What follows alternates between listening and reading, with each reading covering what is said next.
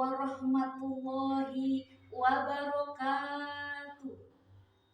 Alhamdulillahilladzi anzalal Qur'ana fi syahri Ramadan hudan linnasi wa bayyinati minal huda wal furqan. Allahumma salli ala sayyidina Muhammad wa ala ali sayyidina Muhammad. Puja marilah kita panjatkan kepada Allah Azza wa Jalla yang telah menciptakan manusia dalam bentuk yang paling sempurna. Puji marilah kita panjatkan kepada Ilahi Robbi yang telah menciptakan para mustami untuk rajin mengaji. Karena dengan mengaji, insya Allah hati kita akan dijauhi dengan rasa dengki, iri hati, apalagi patah hati hanya karena problematika dunia. Salawat beserta salam marilah kita limpahkan kepada manusia dermawan yang selalu menebarkan senyuman yang tersohor walaupun tidak pernah ke Bogor, yang termasyhur walaupun tidak pernah ke Cianjur, yang bersemi walaupun tidak pernah ke Sukabumi. Siapakah dia sahabat? Dia adalah the living Quran best of the basement people, akni habibi wa habibana wa maulana kanjeng Nabi Muhammad sallallahu alaihi wasallam. Dan Allah lah yang telah menciptakan kita untuk saling berpasang-pasangan. Ada siang, tentu ada malam.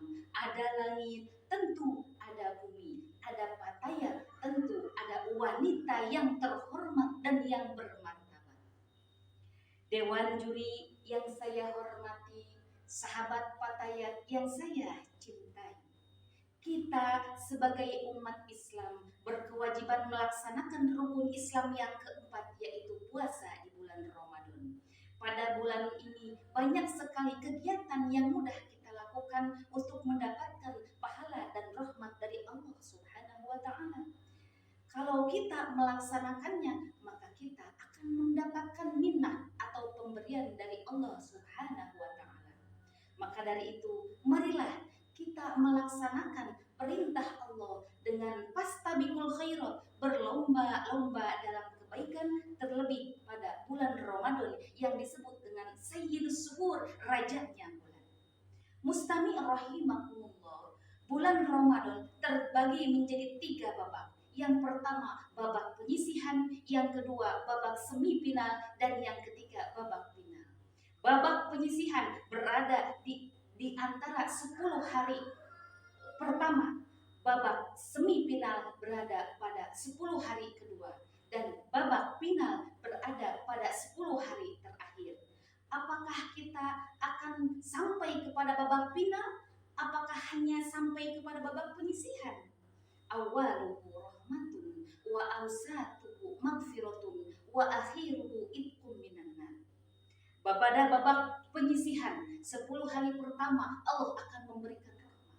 Pada babak semifinal 10 hari kedua Allah akan memberikan maghfirah atau ampunan. Dan pada babak terakhir, babak final 10 hari terakhir Allah akan menjauhkan kita dari siksa api neraka. Karena kita berada pada babak penyisihan, maka kita harus mengetahui apa yang dimaksud dengan rahmat. Dalam 10 hari pertama, apabila puasa kita sudah beres, maka kita akan meraih rahmat dari Allah Subhanahu wa Ta'ala.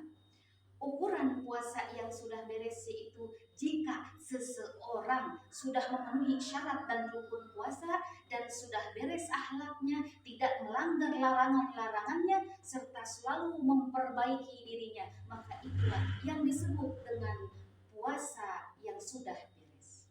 Rahmat adalah pemberian dari Allah yang menimbulkan kenikmatan yang sesungguhnya. Tidak semua pemberian dari Allah berakhir dengan kenikmatan. Seperti banyak orang diberi kekayaan tetapi malah hancur dengan kekayaannya. Itulah yang dinamakan rahmat. Rahmat berarti pemberian dari Allah yang menjadikan nikmat yang sesungguhnya, bukan nikmat yang palsu. Contoh pemberian yang tidak disertai dengan rahmat, orang diberi kecerdasan, bahkan menjadi sarjana hukum, tetapi malah dia yang dihukum, berarti hal ini dia diberi ilmu tetapi tidak diberi rahmatnya ilmu. Orang diberi pangkat yang tinggi, tetapi mungkin cara meraih pangkatnya dengan cara yang ngawur, maka pangkatnya itu akan berakhir dengan kesedihan. Banyak pembagian harta yang malah menjadikan pertikaian antara keluarga hingga saling tuntut menuntut di meja pengabdilan. Na'udzubillah summa na'udzubillah. Jadi rahmat yang diberikan oleh Allah pada 10 hari pertama, yaitu kita diberi sesuatu oleh Allah, pemberian itu membawa manfaat dan berkah untuk kita. Misal kita bekerja di pasar, kita menghasilkan uang, meskipun uang dihasilkan sedikit tetapi membuat kita kenyang dan halal, dan berkahnya anak kita menjadi anak yang soleh soleha, selalu mendoakan kepada kedua orang tuanya, atau anak kita diberi ilmu dan anak kita menjadi soleh karena ilmunya.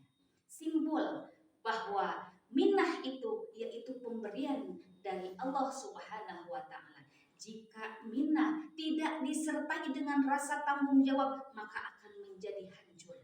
Tetapi jika minah disertai dengan rasa tanggung jawab, maka statusnya minah itu akan berubah menjadi rahmat. Mudah-mudahan kita semua termasuk orang yang lolos dalam babak penyisihan sehingga mendapat rahmat dari Allah Subhanahu wa Ta'ala. Wallahul muwaffiq ila aqwamit thariq. Wassalamu alaikum warahmatullahi wabarakatuh.